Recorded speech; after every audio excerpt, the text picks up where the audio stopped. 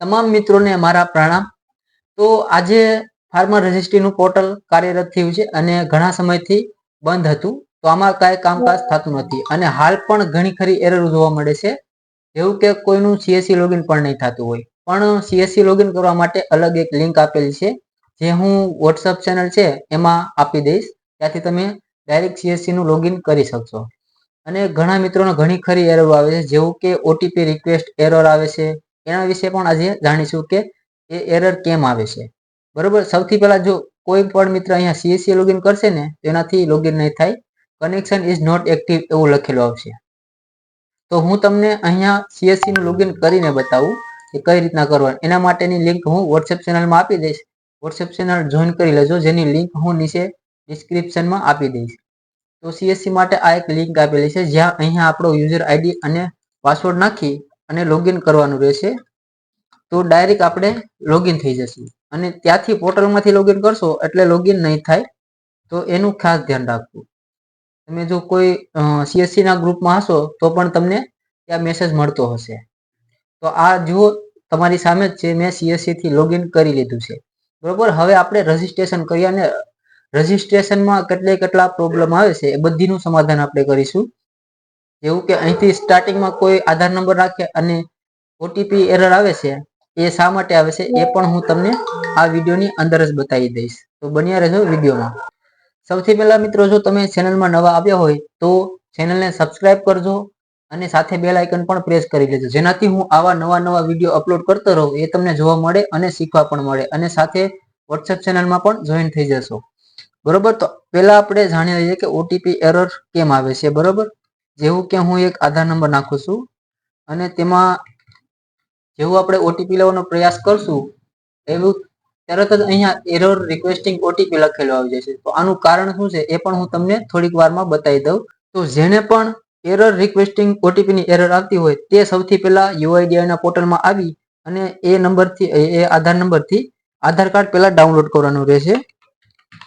તો આધાર card download કરવા માટે પહેલા આધાર નંબર નાખી લેવો, ત્યારબાદ સામે આપેલો કેપ્ચર છે એ કેપ્ચર નાખી દેવો, ત્યારબાદ તમને ખબર પડી જશે કે ઓટીપી ની એરર કેમ આવે છે। બરોબર, ત્યારબાદ અહીંયા સેન્ડ ઓટીપી પર ક્લિક કરશો એટલે અહીંયા તમારે વાંચી લેવું, Aadhaar number don't not have verified mobile number, એટલે કે તમે જે ઓટીપી ની એરર આવે છે ને એમાં આધાર સાથે મોબાઈલ નંબર લિંક નથી। સૌથી પહેલા તો આધારમાં મોબાઈલ નંબર લિંક કરાવવો પડશે, પછી એ એરર છે એ ઓટોમેટિકલી હટી જશે, કેમ કે આધાર સાથે મોબાઈલ નંબર લિંક નથી એટલે એ ઓટીપી ની એરર જોવા મળે છે।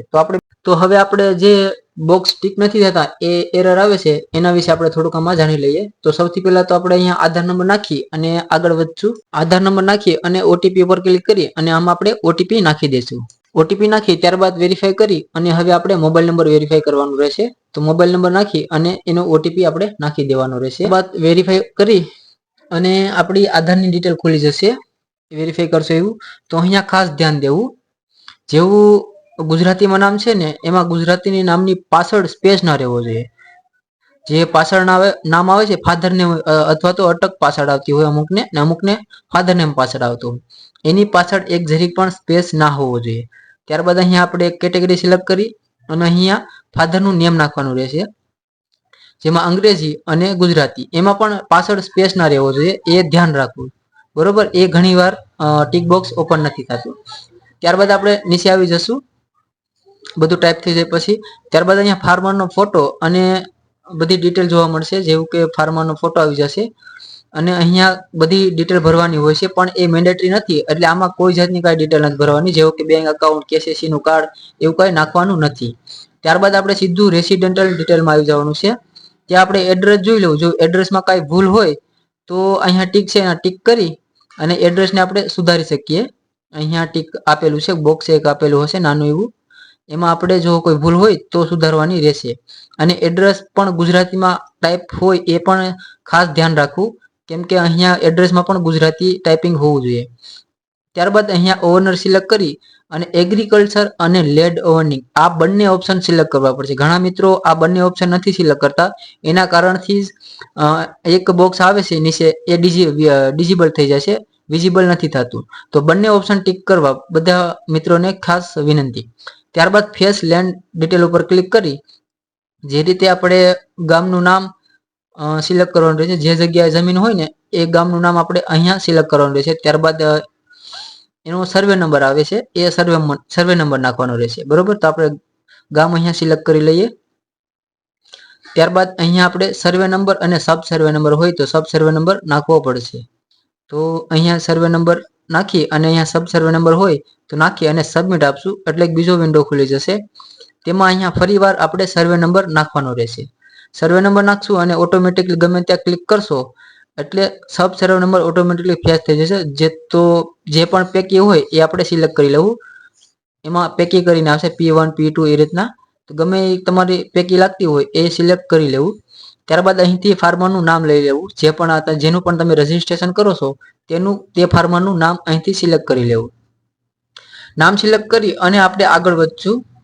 ત્યારબાદ આ રીતની ડિટેલ ખુલી જશે. તેમાં અહીંયા આપણે એગ્રીકલ્ચર સિલેક્ટ કરવાનું છે. એગ્રીકલ્ચર સિલેક્ટ કરી અને અહીંયા આપણે આઈડેન્ટિટી ટાઈપમાં CO હશે ડિફોલ્ટ, એમાં આપણે સન ઓફ કરી દેવું અથવા તો વાઇફ ઓફ જે પણ લેડીઝનું આવતું હોય એ પ્રમાણે આપણી રીતે કરવાનું છે. ત્યારબાદ અહીંયા સન ઓફ કરી અને એના ફાધરનું નામ અહીંયા નાખવાનું રહેશે. અંગ્રેજી નાખો કે ગુજરાતી કમ્પલસરી નથી, ઓલમોસ્ટ હું તો અંગ્રેજીમાં જ નાખું છું.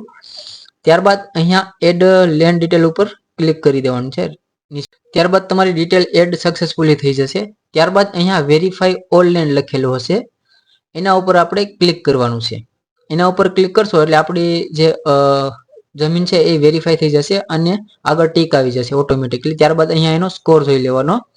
તો હાલ પૂરતો કોઈ સ્કોર મેસિંગ ના થતો હોય તો પણ સબમિટ આપી દેવાનું છે.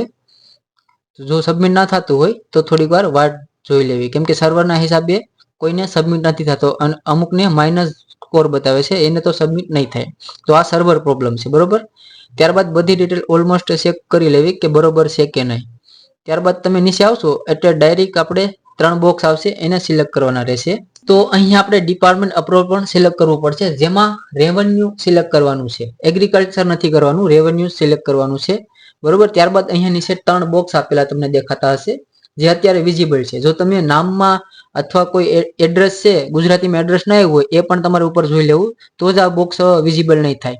નામની પાછળ સ્પેસ હોય તો અને એડ્રેસ ગુજરાતીમાં હોય અને એમાં ટાઈપ ન થઈ હોય ને તો પણ નહીં વિઝિબલ થાય. બરોબર, ત્યારબાદ અહીંયા આપણે આધાર નંબર નાખવાનો છે. આ એક હસ્તાક્ષર છે, એ પણ આપણે કરવું ફરજિયાત છે. આધાર નંબર નાખી અને ગેટ ઓટીપી ઉપર આપણે ક્લિક કરવાનું છે. ગેટ ઓટીપી ઉપર ક્લિક કરશો એટલે અહીંયા ઓટીપી નાખી અને તેને વેરીફાઈ કરી લેવું. ઓટીપી સબમિટ કરશો એટલે તમે જો સેલ્ફમાં કરતા હશો તો તમારી અરજી સક્સેસફુલી થઈ જશે, અને જો CSC થી કરતા હશો તો અહીંયા તમારે પેમેન્ટ કરવું પડશે. જે પેમેન્ટ કરી અને ત્યારબાદ તમે પેમેન્ટ કરી દેશો ત્યારબાદ તમારી અરજી સક્સેસફુલી સબમિટ થશે. અને સેલ્ફમાં કરતા હશો તો તમારે કોઈ જાતનું પેમેન્ટ નહીં કરવું પડે.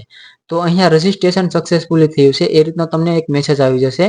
ત્યારબાદ અહીંયા ડાઉનલોડ PDF છે એના પર ડાઉનલોડ ઉપર ક્લિક કરી અને PDF ની કોપી ઝેરોક્સ આપી દેવાની રહેશે કસ્ટમરને. તો આજ માટે એટલું. હવે આપણે મળશું એક નવા વિડીયો સાથે.